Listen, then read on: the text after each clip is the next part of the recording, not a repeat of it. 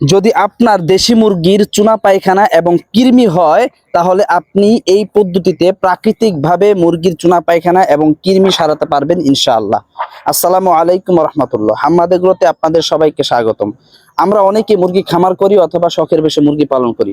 আমরা জানি যে দেশি মুরগির কোনো রোগ হয় না, কিন্তু হঠাৎ হঠাৎ এরকম কিছু রোগ হয় যে রোগের কারণে দেশি মুরগি মারা যেতে শুরু করে। তার মধ্যে কমন যেই সমস্যাটা সেটা হচ্ছে কৃমি হওয়া এবং চুনা পায়খানা করা।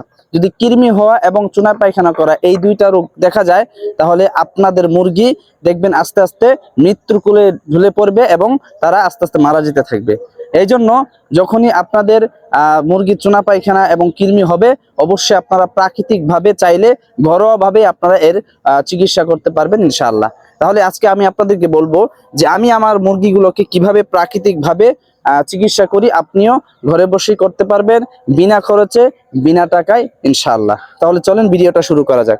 আপনারা সর্বপ্রথম কৃমি অথবা চুনা পায়খানার জন্য যেই কাজটা করবেন সেটা হচ্ছে আপনারা আপনাদের দেশি মুরগিগুলোকে, যদি দেশি মুরগি প্রাপ্তবয়স্ক হয় তাহলে আপনারা দেশি মুরগিকে প্রত্যেক দিন অল্প করে আদা খাওয়াবেন।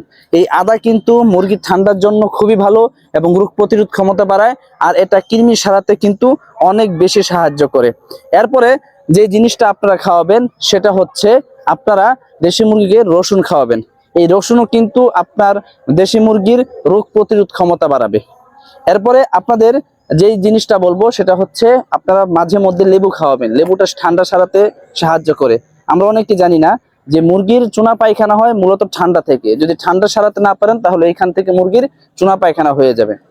এরপরে বন্ধুরা সবচেয়ে ভালো এবং সবচেয়ে কার্যকরী যেই উপাদানটার কথা বলবো সেটা হচ্ছে আপনারা মুরগিকে প্রতিনিয়ত চেষ্টা করবেন নিম পাতা এবং সজিনা পাতা, পেঁপে পাতা, এই পাতাগুলো আপনাদের মুরগি খাবারের সাথে ছোট ছোট করে কেটে মিক্স করে খাইয়ে দেওয়ার জন্য। যদি এভাবে খাওয়াতে পারেন তাহলে ইনশাল্লাহ আপনাদের মুরগির যে চুনা পায়খানার সমস্যাটা বা জীবাণুর সমস্যা বা কৃমির সমস্যাটা ইনশাল্লাহ এটা থাকবে না। আপনাদের মুরগি সুস্থ থাকবে, আপনাদের মুরগি বাহিরের কোনো ঔষধ খেতে হবে না, আপনাদের মুরগি সারা জীবন সুস্থ থাকবে ইনশাআল্লাহ।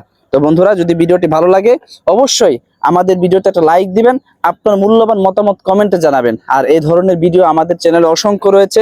কিভাবে আপনি প্রাকৃতিকভাবে মুরগি সুস্থ রাখবেন, কিভাবে আপনি প্রাকৃতিকভাবে বড় করবেন, কিভাবে আপনি আপনার মুরগিকে প্রাকৃতিকভাবে ডিম বাড়াবেন, এরকম অনেক ভিডিও আমাদের রয়েছে, আপনি চাইলে দেখে আসতে পারেন। এবং এই ধরনের পরবর্তী তথ্যমূলক ভিডিও পাওয়ার জন্য আপনি যদি মুরগির খামার করতে চান, মুরগি প্রেমী হয়ে থাকেন, দেশি মুরগি খামার করতে চান, অবশ্যই আমাদের চ্যানেলটি সাবস্ক্রাইব করে আমাদের পাশেই থাকবেন, আমাদেরকে উৎসাহ দিবেন ইনশাআল্লাহ।